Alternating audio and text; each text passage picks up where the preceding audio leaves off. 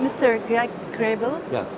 welcome to النهار, العربي. You are an expert. You provide technology services for publishers. That's correct. Yes, very nice to be with you. Thank you. Thank you and welcome again.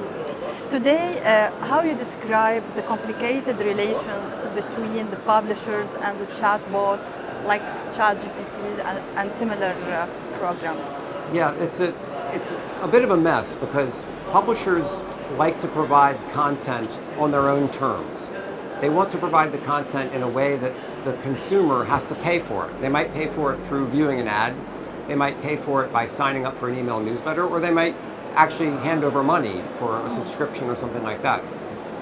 Unfortunately, what the large language models are doing is they're taking publisher content and using it to train their large language models, and then giving answers that people would normally go to the publisher to get, but the publisher gets no recognition, gets no money, gets nothing out of it.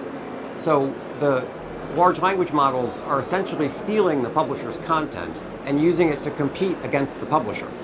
So that's a big problem. We need to figure out a way for the publisher to be compensated for the material that's being used to train the large language models. And how do you think that publishers can go further to protect their content?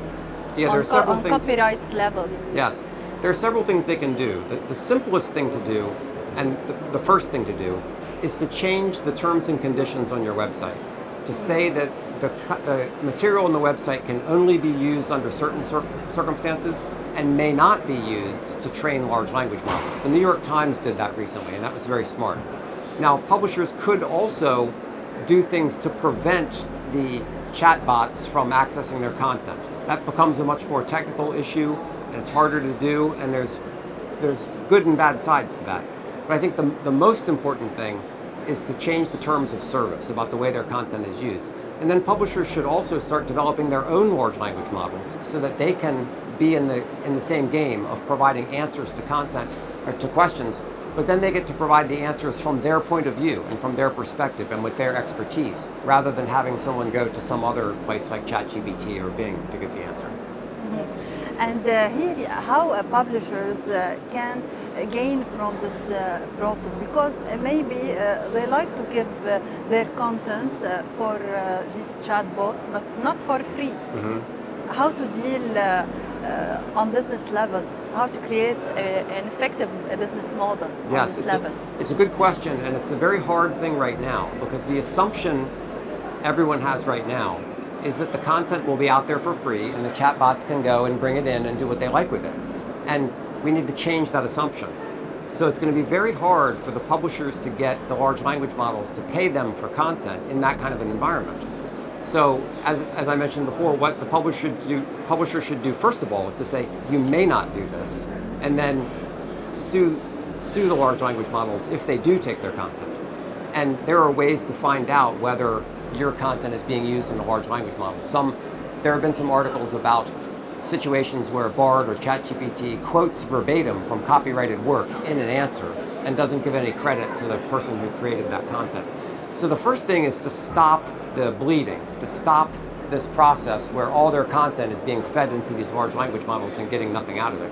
The second step is to come up with some sort of a revenue model where the large language model either pays them to use the content in the first instance, or perhaps pays them when their content is used in generating an answer.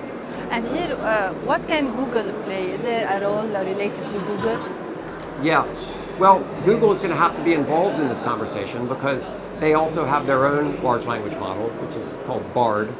And so the same thing should apply there, that people should negotiate, publishers should negotiate with Bard and say, you can only have our content under these terms and conditions. Okay. I want to ask you about Chat.G.P.T, the famous chatbot. How you see the process that OpenAI adopt to protect their content from fake news and inaccurate content? Yeah, well, unfortunately, the large language models have their own problem with having fake information.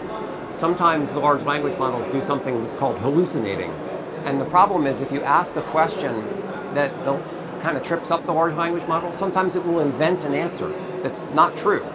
So I don't know that the Chat.G.B.T and other sources will be all that helpful in discovering fake news when they themselves are sources of fake information.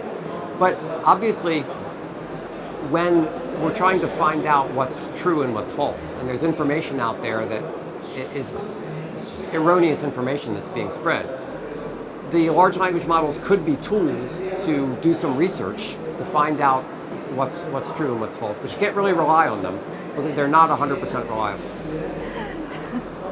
Debatable conclusions, but good ones. Yes.